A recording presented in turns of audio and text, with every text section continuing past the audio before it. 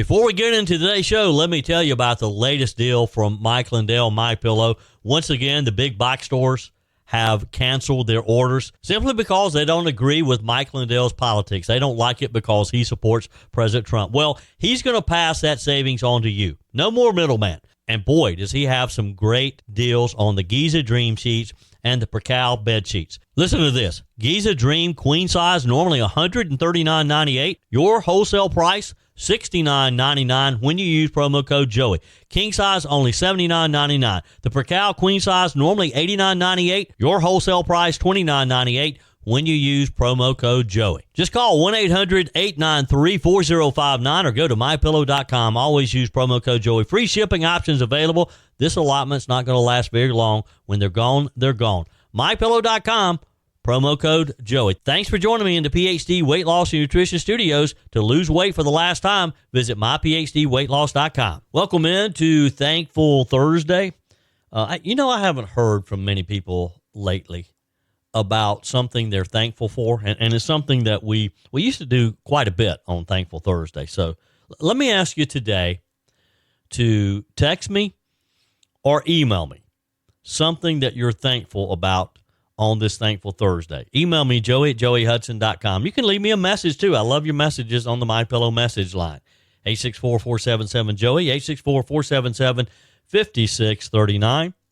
Always use promo code Joey when you go to mypillow.com and take advantage of the latest and greatest deals that Mike Lindell has to offer. We'll get into more of that in just a moment.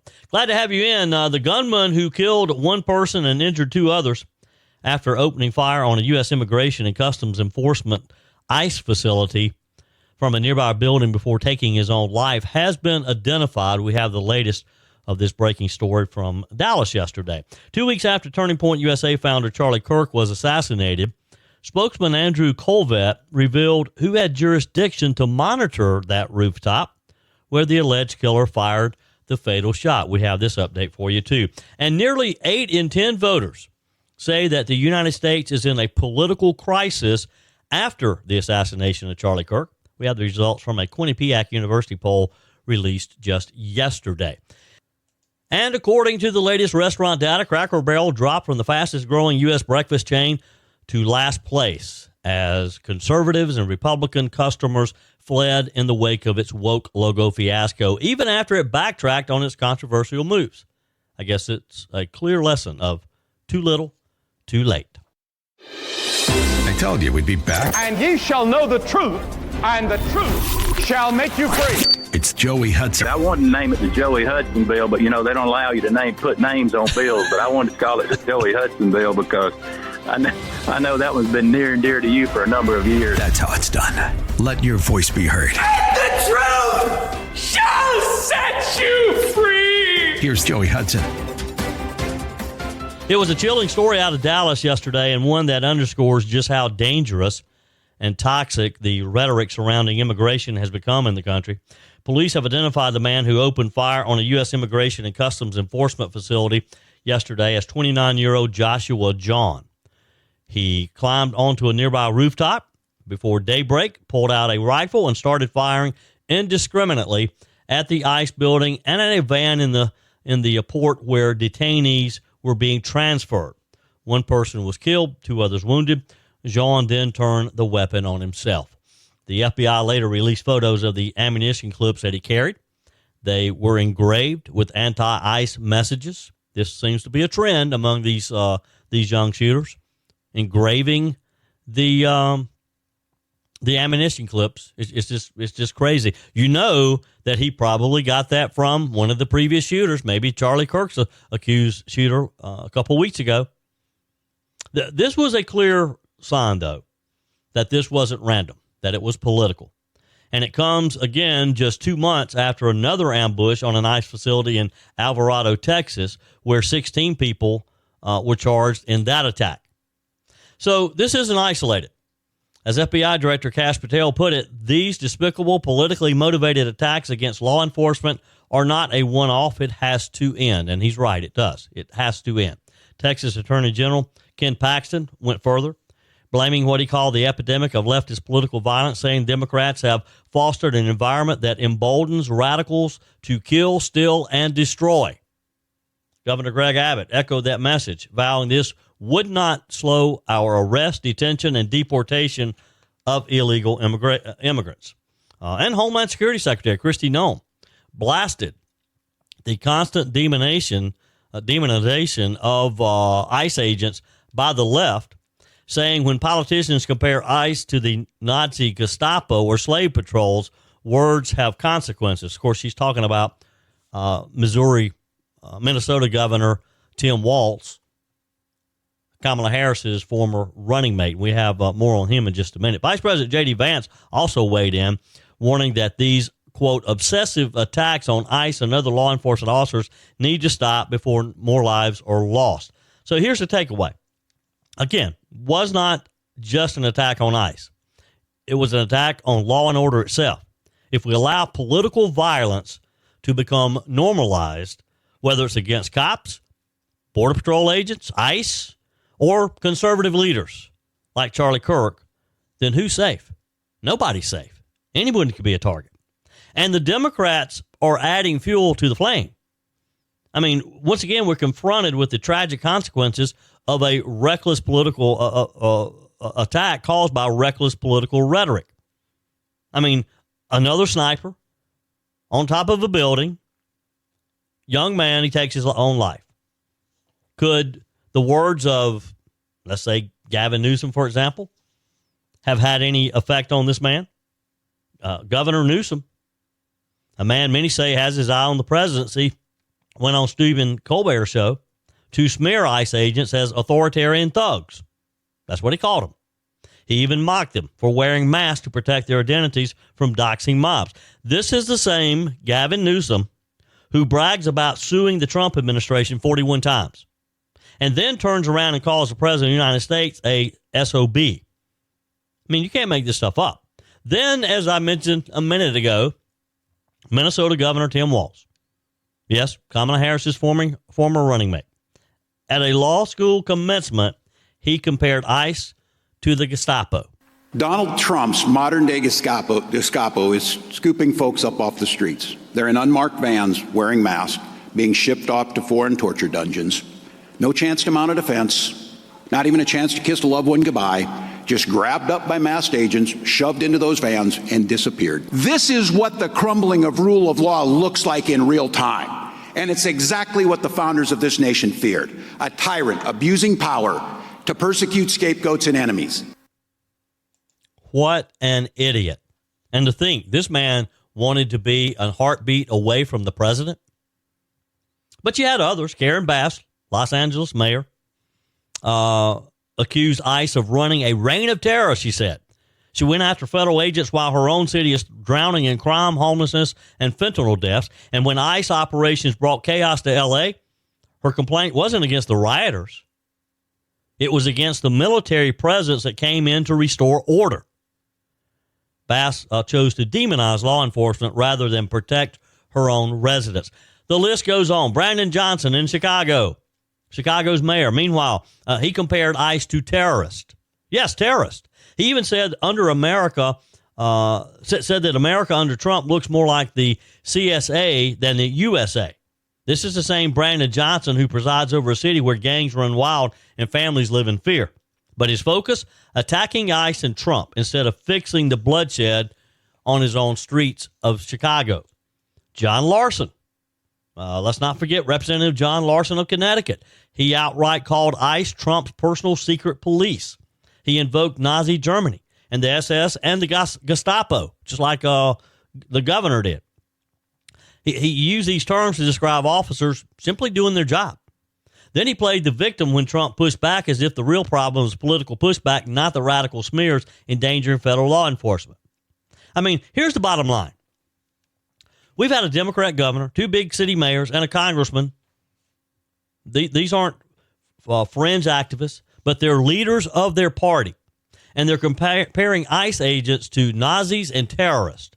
And now we've got blood on the ground in Dallas. You tell me.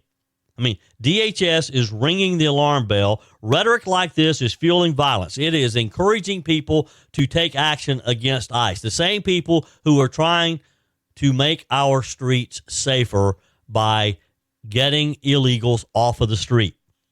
But will the Democrats rein it in? I think you know the answer to that, don't you? Will they keep demonizing law enforcement? I think you know the answer to that as well. They have no conscience when it comes to this type of terror.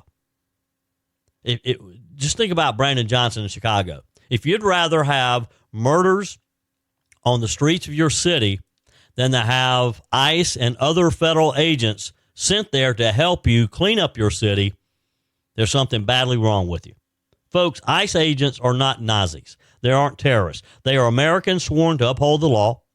They're the thin line between order and chaos in a broken immigration system. So when the left calls them terrorists, it's not just irresponsible, it's just downright dangerous. Let's be honest, those summer vacations and backyard barbecues added some extra pounds, right? But instead of feeling guilty or falling further behind, it's time to reset, drop the weight, and get back in control. The solution isn't a shot. Real lasting weight loss starts with your mind, not your mouth. At PhD Weight Loss, Dr. Ashley Lucas and her team help you uncover the real reasons behind your weight gain so that you can reprogram the way you think about food forever. PhD clients lose up to a third of their body weight without ever taking a drug. I know because I lost 33 pounds with PhD weight loss. Through real food, behavioral coaching, and proven science, your body can become a natural fat-burning machine. Why risk spending thousands on shots that strip away muscle, come with dangerous side effects, and leave most people regaining 60% of the weight within a year? With PhD, you'll activate your body's natural appetite control, burn fat safely, and stay in control. Even if you're already on Ozempic, PhD can help you transition off while still losing weight. Take the first step today. Call 864-644-1900 or visit myphdweightloss.com.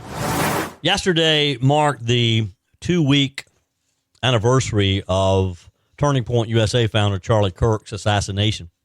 Spokesman Andrew Kolvet revealed who has jurisdiction to monitor the rooftop where the alleged killer fired the fatal shot.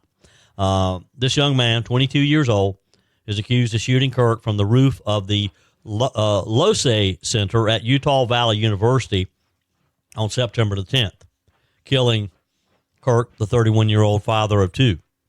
So many questions have been asked since then of why this young man was not spotted by Kirk's security team, who were literally just a few feet away, standing right behind and around Charlie Kirk as he was assassinated.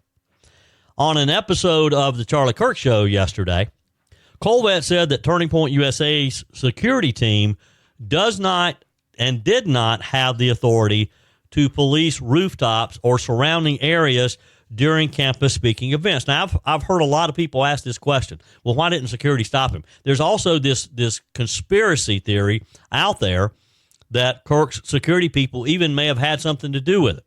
You've seen all these little videos pop up of Kirk's, one of his mentors on the other side of him, taking his cap off and moving his cap like it's a football signal, calling in a play. You've also seen clips of Kirk's personal bodyguard, and if you've ever watched any of Charlie Kirk's videos, you see this same guy often standing beside or behind Charlie. He was one of his security details that Turning Point USA hired to protect Charlie. But folks, these guys, yes, they have a background in security, former law enforcement, former military, but they're still not like Secret Service. They still don't have the authority that Secret Service does. And I guess some people thought because Charlie had such a high profile that he had Secret Service protection just like the president does. Well, that's not the case. Nobody does outside of elected officials. Kolvet said, in defense of our security team, people need to understand that they do not have this jurisdiction. They only have jurisdiction on the campus is Charlie's physical around Charlie's physical proximity, and they were coordinating with the local police department and campus police to make sure all of those venues were secure. Blake Neff, producer of the Charlie Kirk Show, added that Turning Point USA did not have counter snipers or Secret Service to monitor the area outside of Kirk's immediate vicinity. He went on to say many campus PDs do not have drone programs, which is a big problem. I'm actually working on that because it's something they should all have. It should be mandated by some sort of law. But again, drones have become increasingly popular for law enforcement. They're a great tool, but they're expensive. They cost a lot of money, and you got to train someone to operate them. And so you had a campus event. Charlie Kirk had hundreds, if not thousands, of these type of events. And yes, I know things have ramped up. He was getting bigger and bigger crowds. But I don't know that anyone ever thought that Charlie Kirk would have been assassinated, that anyone thought that someone might crawl up on a building and take him out like the young man tried to take out President Trump in Butler, Pennsylvania. There's so many questions there that it's easy to look back and be an armchair quarterback and say, well, why did they do this or why did they do that? Again, nobody ever expected that there would be a sniper, an assassin on a building waiting for Charlie Kirk. Kirk supposedly did not raise any specific security concerns about that particular date. Dr. James Orr was a guest on the Charlie Kirk show yesterday. That, by the way, Andrew Kolvet, his longtime assistant and producer, has continued to produce in these days afterwards.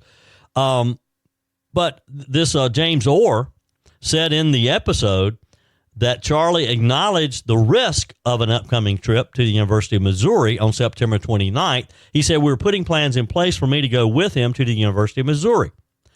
That's going to be the tough one. That's where it's riskiest. That's the one that's going to be the most dangerous. I said, well, I hope you've got a lot of good security. Charlie said, yeah, it's all sorted out. Don't worry about it. I mean, they were aware that there needed to be security. You always are. But again, it's not like that anyone can have access to Secret Service. It's easy to look back and see now what should have been done, and maybe it'll save someone in the future because there'll be some people will look at these outdoor events quite differently going forward. According to a Quinnipiac University national poll of registered voters that was released yesterday, 93% of Democrats, 84% of independents, and 60% of Republicans said the nation is in a political crisis. The Kirk assassination lays bare raw bipartisan concerns about where the country is headed, the polling analyst Tim Mallory said of the poll results. So here's some of the results.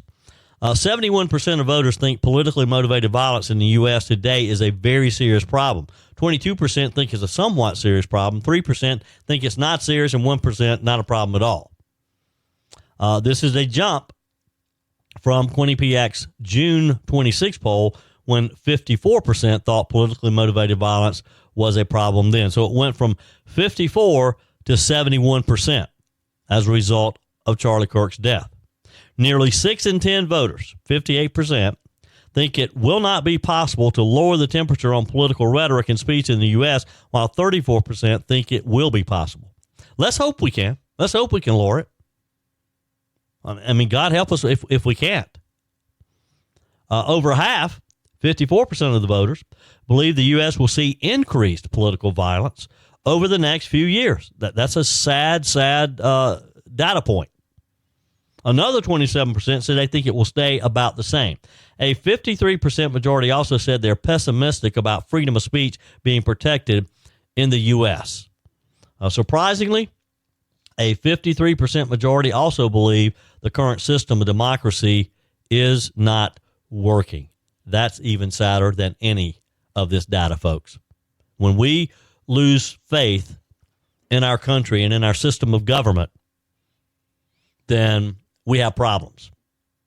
The vast majority, 82%, said the way people discuss politics is contributing to the violence. And look, we all know that.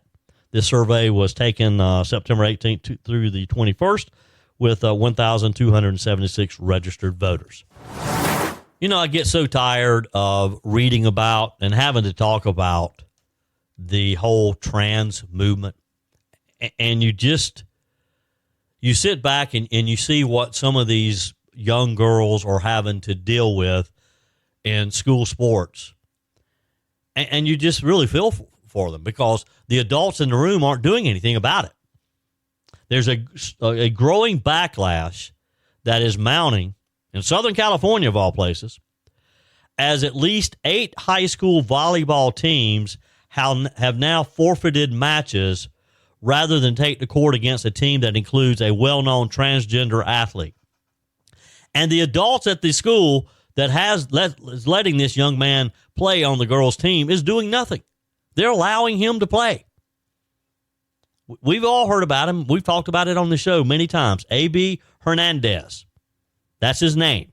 He plays for Jurupa Valley High School, which is part of the Jurupa Unified School District near Riverside, California. The latest forfeit came from Patriot High School, marking the first intra-district forfeit over this controversy. In a statement, the district confirmed the September 26 match was forfeited, but offered no further comment on what the dispute's all about. Well, it's about this young man suiting up like a young girl playing volleyball. Parents don't want their daughters out there that could potentially get hurt. We've had some get hurt already. Now, this follows a string of forfeits that happened earlier this month at the Freeway Games tournament in California, where Aquinas, Yaquepa, and San Dimas high schools all refused to compete against Jurupa Valley because of this young man. 4 other high schools, Riverside Poly, Rim of the World, Orange Vista, and A.B. Miller, also previously forfeited matches. These young girls can't even play their volleyball matches because of this selfish young boy and the parents and the school that allows him to do this. Now, of course, the issue is escalated to the courts. 3 of Hernandez's current and former teammates have filed a lawsuit against the school district. Good for them. They shouldn't have to do it, but good for them for doing it. Also, the California Interscholastic Federation and the State Department of Education claiming they were forced into a hostile environment for objecting to sharing a team and locker room with a transgender biological male. The plaintiffs, 2 current seniors and a recent graduate, say their religious beliefs were disregarded and that school officials attempted to silence their concerns. One family, practicing Catholics, says that gender is a fixed characteristic defined by God. Amen. They're right. Another, a practicing Muslim family, argues Islamic teachings prohibit the exposure of a girl's body or hair to males, regardless of gender identity. Again, this young girl having to suffer because of this insensitive young man. Governor Gavin Newsom's office has pushed responsibility onto the CIF and state legislature, noting that the transgender participation policy was passed into law in 2013 under then Governor Jerry Brown. Well, Governor, step up. You claim to want to be a national leader? Be a national leader. Now, the school district says that it's bound by state law and cannot ignore or rewrite the rules. But critics say state policies are failing to protect girls' privacy, their safety, and fairness in sports. This is a common sense issue. I don't care what the state law says. Common sense would tell you to make some kind of accommodations. You can't let this young man just run loose in the girls' locker room. The California Department of Education declined to comment on the lawsuit. The CIF has not responded to requests by the New York Post either. Nobody wants to talk about it. This controversy, of course, is fueling national debates over transgender athletes in women's sports, whether parental and religious rights are being sacrificed in the process. Yes, they are. This is just another example of the craziness that our country is enduring right now. Also from the New York Post, ever heard of a quiet time? A quiet time fee in a restaurant? Now, you know, I love these types of topics. We've talked often about tipping and just how much you should tip and when you shouldn't tip. This probably takes the cake, though. One frustrated customer claimed that they were charged a quiet time surcharge at a restaurant on their bill It was added before the tip because the restaurant they dined at was pretty much empty. They were the only customers there. The user shared this on Reddit and said that they had decided to check out a local restaurant for the first time, which seemed to be a quiet place to dine. What seemed like a good thing quickly went south, though, they said. They explained at the end of the meal, the check, the bill, there was an extra 20% pre-tip charge labeled quiet time surcharge. The diner assumed it was an error, asked the server what it meant. The server apparently looked very sheepish before explaining. And according to the Reddit post, the server said something along the lines of, management says when it's not busy, you're basically getting the place to yourself. It's kind of like flying private instead of commercial. Now, let that sink in. The customer was astounded. You probably would be too. I know I would be. The diner said, I just wanted dinner. They wrote in the post, we had to laugh, but also, are you kidding me? I'm not chartering a restaurant. If anything, it's less service work when the place is empty. Now, many people in the comments agreed that this greedy situation was ridiculous. One person wrote, all charges are not advertised or illegal and others can be removed. I would refuse to pay the bill until it was removed and get a receipt and check the charge online. Another said, that's a new one. Typically, restaurants offer discounts to get people to come in during the quiet time or certain weekdays. Charging more because the restaurant is empty is just crazy and seems illegal. If you weren't warned ahead of time, I have no idea how this could be legal. And the comments went on, as you can imagine. One said, well, if I found out it were my private restaurant for quiet time, I guess I'd take off my shirt and shoes and stay a while. Unfortunately, this diner was not the first one to get hit with a bizarre added fee. There were other people chiming in, telling their stories. One saying that while on vacation in Spain, a man, he was charged $3 for an extra glass of ice. You know, ice is a big thing in Europe. When you go here, you automatically get ice water. In Europe, you have to ask for ice wherever you are. Another diner posted saying that from a receipt from a restaurant that charged its guests a mandatory living wage fee. So they're bumping up what you have to pay for your own dining staff. In France, a restaurateur was ripped online for announcing a new fine on dining parties whose number of members did not match their original booking. I mean, again, this stuff is just crazy. It's just crazy. But not as crazy as what just happened in Dearborn, Michigan. Their first city council meeting since a clash with a local Christian minister went viral after a heated exchange over a controversial honorary street sign naming Mayor Abdullah Hamoun declined to apologize for his saying the minister was not welcome here and that he should launch a parade when he left town. Ted Barham, the same Christian minister, opened his remarks at this week's meeting by repeating the words that went viral at the previous one on September the 9th. Barham said, the mayor, in a way, cursed me, as was seen around the world, and I would like to repeat what I said that day to you, Mr. Mayor. God bless you. That's all he said before. God bless you. Barham said he had no plans to file a lawsuit despite pressure from supporters. He said, people have been saying I should do that all over the world. I have no intention of doing that. Instead, he urged the council to consider his larger message. Bless those who curse you, love your haters. And I would say that in regard to Hezbollah as well.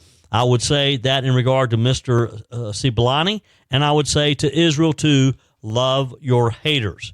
He then made a new appeal. Again, telling the mayor that God loves him and God bless you. Others took the microphone to press the council more directly. Anthony Deegan told the council, we love you with the love of Christ. We want the blessings of God to be in your life. It's not a matter of us versus them. But he then asked pointedly, do you definitively, unequivocally, by name, denounce Hamas and Hezbollah, or do you support them? It got a little bit tricky there. Shane Reif of Garden City said he was shocked to learn that Mayor Hamoud had appeared to rally where Arab-American news publisher Osama Siblani praised Hezbollah leader Hassan Nasrallah as a hero. But he doesn't want the guy to say God bless you in the city council chambers. Pastor Jeff Davis of Dearborn Evangelical Covenant Church also voiced support for Barham, stressing his long service in the city.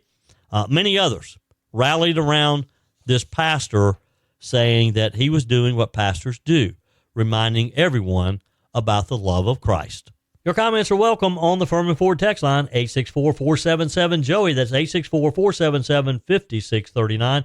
Emails always welcome, joey@joeyhudson.com. Speaking of the Furman Ford text line, it's never been more important to support locally run businesses owned by people who actually live here in the upstate. Let me take a minute to talk with you about our friends at Furman Ford. If you're looking for a new vehicle, maybe a great pre-owned vehicle, one you can trust, or maybe you're looking to order that special vehicle. Either way, if you want a new one, a brand new one, or a pre-owned that you can trust, the folks at Furman Ford, they're there to help you. Their name is on the sign because their name is on the line, because every single transaction is important to them. Jim Furman, Matthew Furman. They do business the right way.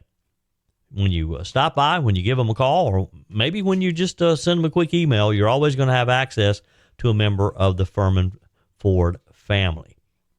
And by the way, they also offer great service, and you're not going to have to wait weeks and weeks to get it done. And you do not have had to purchase your vehicle at Furman Ford. Doesn't even have to be a Ford. They service all makes and models. Visit my friends at Furman Ford online at furmanford.com, furmanford.com. Okay, I have a question for you. How many of you have been back to a Cracker Barrel since they tried to redo their branding with the woke message, with the woke logo? Anybody been back? Honestly, I haven't, but I really haven't consciously stayed away because of that. I just kind of decided that back when this whole thing was being debated, I just decided, well, maybe this is not a restaurant I want to frequent. Well, here's a lesson in what happens when a beloved Southern brand like Cracker Barrel forgets who its customers are.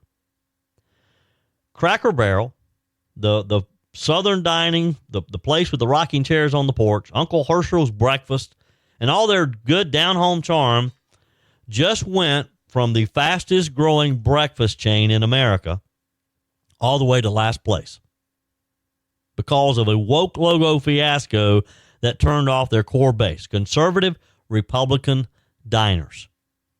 According to Consumer Edge, sales growth for Cracker Barrel plunged 8% between August and early September. Meanwhile, Waffle House, which hasn't messed with its identity, enjoyed a little bump and now sits at the top of the breakfast pack. Cracker Barrel, once number one, is now dead last. Let that sink in. Tied with Denny's and even trailing behind IHOP. Even more telling, their share of Republican diners dropped by about half a percentage point compared to last year. That might not sound like much, but for Cracker Barrel, it's devastating because the company depends on GOP customers, 30% more than competitors like Chili's, Applebee's, or IHOP. In other words, they can't afford to alienate their base, and they have. Why do these companies make these types of decisions? I would assume that the people who were on those meetings talking about the rebranding were fairly smart people to get there. But they were so out of touch, just like Budweiser was when they hired that goofy-looking trans guy to do their commercials that cost them millions, if not billions of dollars. I don't know how you recover from something like that. And shame on Cracker Barrel because they had the hindsight to see what this had done to Budweiser and other brands, and they did it anyway. So what set this off? The company, of course, unveiled the new logo just over a month ago. It erased their iconic farmer, Uncle Herschel. They also started repainting some restaurants with a brighter, sterile look and taking away the knickknacks that gave the charm to Cracker Barrels. I mean, you went in, and while you're waiting on your meal, you're kind of looking around the room at what's on the walls, seeing things that in some cases you don't even know what they are. And you take a picture and you Google it to try to figure out what it is. I never, of course, saw one of the new remodeled stores that was painted bright, had a sterile look. But customers said that it felt more like a hospital than Grandma's kitchen. The backlash, of course, was immediate. Even President Trump weighed in on True Social, urging the company to admit the mistake, go back to the old logo, and make Cracker Barrel a winner again. Well, management did backtrack. They announced on August 26th that Uncle Herschel was there to stay, but the damage is already done. Their stock dropped over $100 million in valuation as investors panicked about the boycott. $100 million over an idiotic decision to begin with. Again, I don't know who made the decision. I guess their woke CEO. As far as I know, she still has a job. She should have been fired immediately. I mean, because this isn't just about a logo. It's about what happens when companies chase the approval of the elites instead of listening to the people who actually sit at their tables every morning, the people who go spend their hard-earned money to have a nice breakfast in a place that's comfortable to them. Cracker Barrel's mistake is the same mistake, again, that Bud Light made, forgetting who your customers are. You can't erase tradition and expect folks to keep showing up. It's just that simple. And while they also lost some Democrats and independents in the process, it's clear who felt the sting the most, the conservative families who made Cracker Barrel successful in the first place. I mean, the lesson here is pretty simple. Brands that stay true to their roots thrive. Waffle House didn't change a thing, and they're growing now. They're taking the top spot. Cracker Barrel tried to, quote, modernize by scrubbing its identity, and now they're paying the price and probably will not recover back to where they were prior to this. Will they recover? I don't know. Love to hear your thoughts on that. Text me, email me, joe@joeyhudson.com. Leave me a message on the MyPillow message line, 864-477-JOEY. They'll need more than a logo reversal. They're going to need to rebuild trust with the very people who made them great. And like President Trump said, this could be an opportunity if they listen to their customers this time. I don't know that they're capable of doing that, though. We'll see, I guess. I mean, what do you think? Should Cracker Barrel have another chance? Or are you sticking with Waffle House or IHOP? Or have you passed them up? Or are you just saying, no more, I'm gone, I'm out of here? You had one chance, you blew it. I don't know. Will I go back? Don't know if I will. I was kind of upset with them before they made this stupid decision anyway. Because, you know why? Because they stopped serving omelets. My favorite meal was a cheddar cheese and bacon omelet. Now, if you've got eggs in the house, what's hard about making an omelet? I go in one day, and this was months ago, because they stopped this a while back. I go in one day to get my normal omelet, and sorry, we don't have omelets. We don't sell omelets. I said, well, you got eggs here. You know, can't you make me an omelet? No, sir. The only way we can do the eggs is fry them or scramble them. I mean, I was just blown away. Why would you take an omelet off of your menu? I mean, that was one of my favorite things. My only things, the only thing I ever ordered.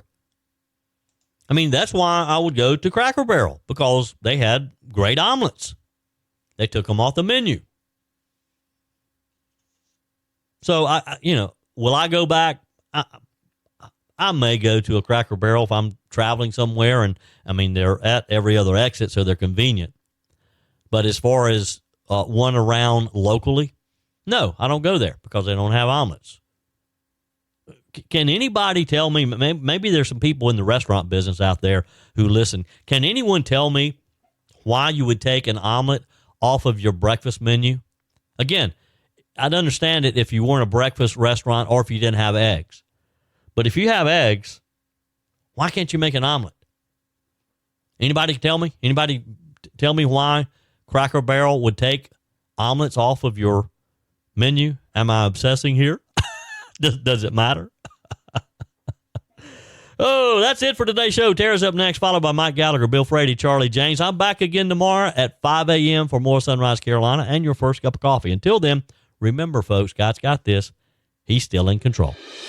That's it for today's edition of Just the Truth. Thanks for joining me in the PhD Weight Loss Studios. To lose weight for the last time, visit myphdweightloss.com. If you haven't joined my mailing list yet, visit my website, joeyhudson.com. Click on the Connect with Joey button so that you can receive our emails and the most up-to-date news. Also, join me on my YouTube channel. Be sure and like, comment, and subscribe. Just search for Joey Hudson. As always, thanks for spending a few minutes of your day with me. Do me a favor and forward this episode to a few friends. Just click on the share button and send to your contacts. We need to build an army of conservatives to win our country back, and we can do that by continuing to share the truth with our friends and family. Keep those comments coming via the Furman Ford text line 864-477-JOEY. Email to joey@joeyhudson.com, and I love your messages on the MyPillow message line. Again, that's 864-477-JOEY, 864-477-5639. Be sure and take advantage of the MyPillow special, just $14.88 on the standard MyPillows when you use promo code Joey. Order online at mypillow.com or call 800-893-4053. We're back again tomorrow and hope you'll plan to join us. Until then, remember, God's got this. He's still in control.